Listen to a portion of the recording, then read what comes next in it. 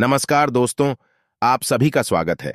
आपके अपने YouTube channel मानव जीवन में दोस्तों लाइफ में सभी आगे बढ़ना चाहते हैं और लाइफ में आगे बढ़ने के लिए हमें रोज ही कुछ नया सीखना चाहिए और आगे बढ़ना चाहिए।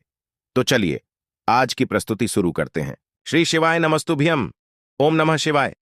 दोस्तों, आप सभी लोगों को पता है कि 8 जुलाई 2024 सोमवार गुप्त नवरात्रि पड़ रहा है। दोस्तों, यह साल में बार बार नहीं आती है, यह साल में बहुत ही कम पड़ती है। पूरे 1-2 साल बाद ऐसा दिन आता है, इसलिए इस दिन का महत्व बहुत ही ज्यादा होता है।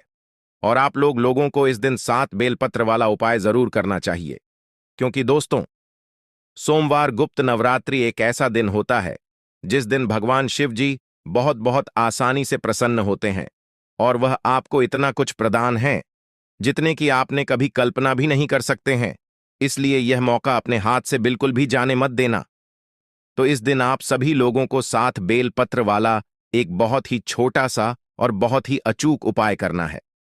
दोस्तों, यह एक ऐसा उपाय है जो कि पंडित जी ने अपने अभी की ही शिव महापुराण की कथा में बताए हैं। और दोस्तों, इस वाले उपाय को ज्यादा लोगों ने किया नहीं है, इसीलिए जो भी लोग इस 7 बेलपत्र वाले उपाय को इस गुरुवार मासिक शिवरात्रि के दिन करेंगे, सीधी सी बात है भाई, उस उपाय का जो फल है वह आप लोगों को बहुत ही जल्दी मिलेगा और बहुत बड़ा होकर मिलेगा, क्योंकि इस उपाय के बारे में ज्यादा लोगों को पता नहीं है। इसलिए दोस्तों, आप लोगों को भी यह उपाय 8 जुलाई 2024 सोमवार गुप्त नवरात्रि के दिन जरूर कर लेना चाहिए। दोस्तों, इस दिन को आप लोगों को अपने हाथ से बिल्कुल भी नहीं जाने देना चाहिए। दोस्तों, अगर आप लोग अपने घर धन प्राप्ति चाहते हो, आप लखपति बनना चाहते हो, करोड़पति बनना चाहते हो, आप चाहते हो कि आपके घर में पैसा आता रहे, कभी भी पैसा आना बंद हो गया है, तो दोस्तों आप लोगों को इस सोमवार गुप्त नवरात्रि के दिन, जो कि 8 जुलाई 2024 के दिन पड़ने वाली है, इस दिन 7 बेलपत्र वाला उपाय जरूर करना चाहिए। दोस्तों, इस उपाय को करने से आपके जीवन में कितनी भी समस्या क्यों ना हो, वह सारे समस्याओं का अंत हो जाएगा। आपके घर में धन नहीं आता है, धन आता भी है तो वह टिकता नहीं है, या फिर और भी कई प्रकार की समस्या आपके जीवन में चली आ रहा है। इसका एक ही कारण है, आपके घर में कोई ना कोई दोष है, चाहे वह पितृ दोष हो सकता है या मंगल दोष हो सकता है या फिर और भी कई प्रकार की दोस्त हो सकता है। लेकिन अगर आप इस उपाय को सही विधि से कर लेते हैं तो आपको उन दोषों को पता लगाने का भी जरूरत नहीं है। आपका जो भी समस्या है, जो भी परेशानियां हैं, उसका अंत जरूर होगा। और दोस्तों, इस उपाय में आप लोगों को एक भी रुपया खर्च करने की जरूरत नहीं है। आपको सिर्फ 7 बेलपत्र की जरूरत पड़ेगी, जो कि आपको अपने घर में बहुत ही आसानी से मिल जाएगा। तो चलिए अब समझते हैं कि इस 7 बेलपत्र वाले उपाय को आपको कैसे करना है, किसको करना है, कि समय करना है। तो दोस्तों, सबसे पहले बात आती है कि यह 7 बेलपत्र वाला उपाय सोमवार गुप्त नवरात्रि के दिन करना किसको है। तो यहां पर हम आपको बता दें कि घर में जो माताएं बहनें होती हैं, घर की जो बड़ी माताएं बहनें होंगी, उनमें से कोई भी एक माता बहन जो है इस वाले उपाय को कर सकती है। जरूरी नहीं है, घर के सभी सदस्यों को यह वाला उपाय करने की जरूरत नहीं है। पूरे परिवार का कोई एक सदस्य भी इस उपाय को करता है तो पूरे घर परिवार के सदस्य जनों को जो है इस उपाय को करने का फल मिल जाएगा। तो घर की जो बड़ी माताएं बहनें हैं, उनको या 7 बेलपत्र वाला उपाय जरूर करना होगा, क्योंकि घर की माताएं बहनें जो होती है वह घर की लक्ष्मी होती है।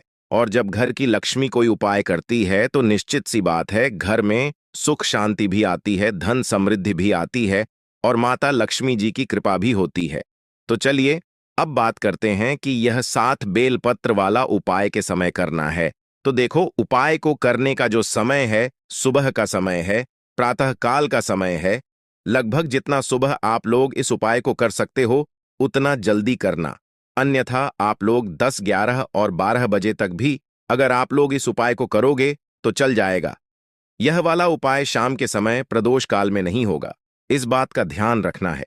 भले ही आप दिन के समय 12 बजे तक भी अगर आप लोग यह 7 बेलपत्र वाला उपाय कर लोगे तो भी चलेगा, कोई दिक्कत वाली बात नहीं है। और आपको इस उपाय को करने का जो फल है वह भी जल्दी मिलेगा और बहुत बड़ा होकर मिलेगा। ठीक है, यह सारी बात तो आप लोगों को समझ आ गई होंगी। अब हम जानते हैं कि इस उपाय को करने के लिए आपको क्या क्या सामग्री की आवश्यकता पड़ेगी। तो सबसे पहली बात, इस उपाय का नाम है 7 बेलपत्र वाला उपाय। तो सीधी सी बात है, 7 बेलपत्र तो हमें इसमें लगेगी ही लगेगी। अब देखिए, 7 बेलपत्र की आप पहले से यहां पर तैयारी करके रख सकते हैं, क्योंकि हो सकता है कि आपको बेलपत्र ना मिले। इसलिए बेलपत्र आपको पहले से ही तैयारी करके रखना है, क्योंकि गुप्त नवरात्रि का जो दिन रहेगा वह सोमवार का दिन रहेगा। तो बेलपत्र आप लोगों को आसानी से कहीं से भी मिल जाएंगी। मतलब आप चाहो तो यह उपाय के साथ बेलपत्र को कहीं से खरीद भी सकते हो, कहीं से तोड़कर भी ला सकते हो, कोई दिक्कत वाली बात नहीं है। और अगर आपको बेलपत्र ना भी मिले तो आप शिवलिंग में पहले से चढ़ी हुई बेलपत्र को भी इस उपाय के लिए ले सकते हैं। तो आप कहीं से भी यह 7 बेलपत्र जुगाड़ कर लेना। अब देखो दोस्तों, यह वाला जो उपाय है, इस उपाय को करते समय शुद्धता का विशेष रूप से ध्यान रखिएगा। बस सोमवार गुप्त नवरात्रि के दिन सुबह सुबह प्रातःकाल जब आप लोग ये उपाय कर रहे हो, तो भाई स्नान करके शुद्ध होकर नए या धुले हुए वस्त्र पहनकर आप लोगों को तैयार हो जाना है और अपनी 7 बेलपत्र जो उपाय के लिए हैं वो लेकर बिल्कुल तैयार होकर खड़े हो जाना है। अब उपाय कैसे करना है वह भी हम आपको यहां पर बता देते हैं। अब देखिए, यह 7 बेलपत्र तो उपाय में होंगी ही होंगी। इसी के साथ में 1 लोटा जल भी आप लोगों को लेना है। वो कहां से लाओगे वह हम आपको बताते हैं। पर उपाय दोस्तों, ये आपके घर से ही शुरू हो जाएगा और मंदिर में जाकर यह उपाय पूरा होगा। इस बात का भी आप लोग विशेष रूप से ध्यान रखना। तो जैसे ही आपके हाथ में जो है 7 बेलपत्र याद आती है और 1 लौटा आप लोग अपने पास में रख लेना। अभी आपको भरना नहीं है, मात्र खाली लौटा रख लेना। ठीक है, तो करना क्या है, आपके पास 7 बेलपत्र है और 1 लोटा अपने रख लिया अपने साथ में। अब देखो, यह 7 जो बेलपत्र हैं, यह 7 बेलपत्र 7 अलग अलग जगहों पर हमें समर्पित करनी है। वह 7 जगह कौन सी है वह हम आपको बताते हैं। इसी के साथ में दोस्तों, जैसा कि हमने आपको अभी बताया कि यह वाला जो उपाय है यह आपके घर से ही शुरू हो जाएगा। तो घर से शुरू कैसे होगा, इन 7 बेलपत्र में से जो पहली बेलपत्र होगी यह आपके घर में ही एक स्थान पर चढ़ेगी, जो कि है दोस्तों आपके घर का रसोई घर है ना। तो आपको क्या करना है, जब आप इस उपाय को करने की पूर्ण तैयारी कर लें, माताएं बहनें में से जो भी इस उपाय को कर रहा है, अगर वह इस उपाय को करने की पूर्ण तैयारी कर लें, तो भाई उसको अपनी 7 बेलपत्र को लेकर सबसे पहले कहां पर आना है, अपने ही घर के रसोई घर में आना है। घर के रसोई घर में उस स्थान पर आना है जहां पर माताएं बहनें अपने घर में पीने का पानी वाला स्थान या पीने का पानी रखती हो, चाहे वह आपका आहार हो, चाहे वह आपकी गुंडे हो, चाहे आपका घाघरा हो, चाहे वह आपका मटका हो। जिस मटके में से या जिस स्थान में से आप लोग पीने का पानी लेते हो, जिस घड़े में से लेते हो, उसके पास यहां पर आप लोगों को आ जाना है और इन 7 बेलपत्र में से पहली बेलपत्र निकालना है और पहली बेलपत्र को आपने उसी परिंदे के पास में रख देना है जिस बर्तन से या जिस घड़े से आप लोग पीने का पानी लेते हो। ठीक है, उस बर्तन के पास में आप लोगों को अपनी पहली बेलपत्र को समर्पित कर देना है। अंदर नहीं डालना है, जल के अंदर नहीं डालना है, उसी के पास में जहां पर आपका पीने का पानी रखा हुआ है, उसी के पास में एक अच्छी सी जगह देखकर पहली वाली बेलपत्र को आपको वहां पर शिव जी का नाम लेते हुए समर्पित कर देना है। ठीक है, अब जो हमने आपसे बोला था कि 1 लोटा आप लोग अभी खाली रखो, उस 1 लोटे को जो अभी आपके पास खाली लोटा रखा हुआ है, इस लोटे को आप अपने इसी गगरे में से भर लो, जिस गगरे के पास में अभी आपने जो है इस बेलपत्र को समर्पित किया हुआ है। मतलब कि जहां से आप अपना पीने का पानी भरते हो ना, उसी पानी में से आप लोगों को यह 1 लोटा जल अब भर लेना है। पहली बेलपत्र चढ़ाने के बाद अपना यह 1 लोटा जल आपको उसी परिंदे में से, उसी पानी में से भर लेना है जिस पानी में से आप लोग पीने का पानी लेते हो और जिस पानी के पास में आपने यह पहली बेलपत्र को समर्पित किया है। अब आपने 1 लोटा जल भी भर लिया। अब आपके पास बची है कुल 6 बेलपत्र। ठीक है, अब इन 6 बेलपत्र को कहां कहां पर समर्पित करना है आप लोग सुनो तो देखो। इन 6 बेलपत्र और अपने 1 लोटा जल को तैयार करके आप लोग अपने घर से निकल जाना। अब जैसे ही आप लोग अपने घर से निकलते हो, तो आपके घर के पास में जो भी एक बेलपत्र का पेड़ हो, जो बेलपत्र का बड़ा पेड़ हो, आपके पास 4 बेलपत्र हैं, 1 लोटा जल है, इनको अपने साथ में ही रखकर निकलना है। और जो भी एक बेलपत्र का बड़ा पेड़ आपके घर के आसपास जहां पर भी पड़ता है, आपको आप वहां पर चले जाना है। ठीक ठीक है, क्योंकि 7 अलग अलग जगह होंगी, 7 अलग अलग बेलपत्र है। हमारे पास तो पहली बेलपत्र तो हमने अपने घर के रसोई घर में बर्तन के पास समर्पित कर दी है। अब दूसरी बेलपत्र को लेकर जाओगे आप लोग यहां पर बेलपत्र के पेड़ के नीचे। बेलपत्र के पेड़ के नीचे जैसे ही पहुंच जाते हो, बेलपत्र का पेड़ बड़ा होना चाहिए, छोटा नहीं होना चाहिए। तो जैसे ही बेलपत्र के पेड़ के नीचे पहुंचते हो, अपना दूसरे नंबर की जो पत्र होगी उसे निकाल लेना और उसी बेलपत्र के पेड़ के नीचे शिव जी का नाम लेते हुए समर्पित कर देना। ठीक है, समर्पित जैसे ही कर देते हो, इसी बेलपत्र के ऊपर आपने जो अपने साथ में एक लोटा जल लेकर आया होना, इसमें से थोड़ा सा जल उस बेलपत्र के ऊपर समर्पित कर देना है और श्री शिवाय नमः, ओम नमः शिवाय इस मंत्र का जाप करना। ठीक है, पूरा जल समर्पित नहीं करना है, क्योंकि थोड़ा सा जल आप लोगों को अपने लौटे का इसी बेलपत्र के ऊपर समर्पित कर देना है। अब वहां से भी आपको उठ जाना है। अब आपके पास बची है 5 बेलपत्र और एक लौटा जल, जो आपके पास अभी आपने थोड़ा सा चढ़ाया। तो अब भाई जो तीसरे नंबर की बेलपत्र है, ये तीसरे नंबर की बेलपत्र को लें कर आप पहुंच जाओगे सीधा अपने घर के पास में जो भी शिव मंदिर हो, शिवालय हो, जहां पर शिव जी की शिवलिंग और नंदी जी विराजित हो, वहां पर पहुंच जाना है। ठीक है, तो जैसे ही तीसरे नंबर की बेलपत्र लेकर आप भगवान शिव जी के मंदिर में पहुंचते हो, तो सीधा शिवलिंग के पास में नहीं जाना है। इस तीसरे नंबर की बेलपत्र को लेकर आपको नंदी बाबा के पास में आकर रुक जाना है ना? इस बात का ध्यान रखना। तीसरे नंबर की बेलपत्र को जैसे ही नंदी बाबा के पास में आकर रुक जाते हो, तो भाई आप लोग देखना कि नंदी बाबा का एक पैर कोई सा उठा हुआ होगा। देख लेना, कोई उठा हुआ होगा या तो मुड़ा हुआ होगा। किसी को मुड़ा हुआ भी दिखता है, वह किसी को उठा हुआ भी देखता है। तो भाई आप लोगों को जो है वो वाला पैर देख लेना, जो मुड़ा हुआ हो या उठा हुआ हो। आपको उस उठे हुए या मोड़े हुए पैर के पास में अपनी यह तीसरे नंबर वाली जो बेलपत्र होगी, इसको समर्पित कर देना है। ठीक है, यह जो तीसरे नंबर वाली बेलपत्र आप लोग नंदी के उठे हुए पैर के पास समर्पित करोगे ना, यहां पर आप लोगों को कोई भी जल समर्पित नहीं करना है। इस बात का ध्यान रख लेना। ठीक है, समझ गए।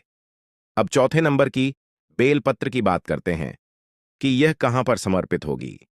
तो ये जो बेलपत्र है, यह आपको लेकर आ जाना है भगवान शिव जी के शिवलिंग के पास में। तो शिवलिंग जहां पर विराजित हो, वहां पर आप लोगों को आ जाना है और शिवलिंग के ऊपर आप लोग सबसे पहले माता अशोक सुंदरी जी का स्थान पर समर्पित करना है। जलाधारी के बिल्कुल बीचों बीच में होगा। जलधारी कहां पर होती है? शिवलिंग रखा हुआ होता है, जलाधारी के ऊपर जो जलाधार ही होती है, जहां से जल बहता और नीचे गिरता है। ठीक है, तो जो जलाधारी होगी, जलाधारी के बिल्कुल बीचों बीच का जो हिस्सा होगा, वो होगा माता अशोक सुंदरी जी का स्थान।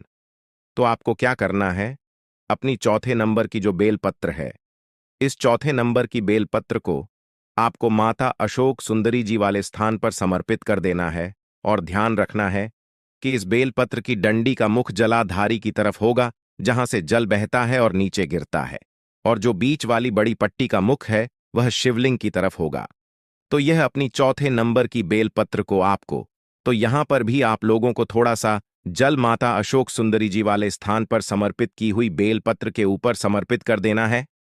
ठीक है, अब बात करते हैं 5वें नंबर की जो बेलपत्र है, उसके बारे में। आप दोस्तों, जो 5 नंबर की आपकी बेलपत्र होगी, उसे निकाल लेना और इस 5वें नंबर की बेलपत्र को आपको माता पार्वती जी के हस्तकमल पर समर्पित करना है। अब हस्तकमल का आप कहां पर होता है, वह भी सुन लो। देखो, जो जल आधारित होती है, जलधारी के ऊपर शिवलिंग रखा हुआ होता है।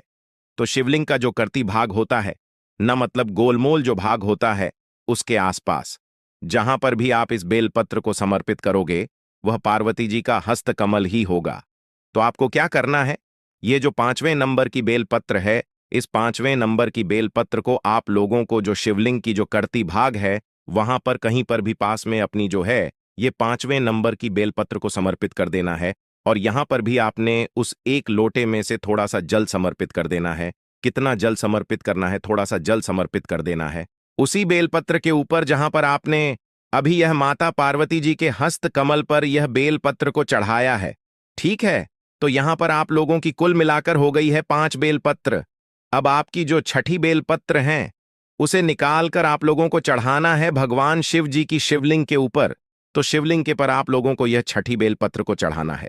बस इस बात का ध्यान रखना कि आप जिस तरफ से इस बेलपत्र को चढ़ा रहे हो उस तरफ आपकी इस बेलपत्र की पत्ती का मुख होना चाहिए और आपकी विपरीत दिशा में इस बेलपत्र की डंडी का मुख होना चाहिए। जो बीच वाली बड़ी पट्टी होगी, इस पट्टी का मुख आपके की तरफ होना चाहिए।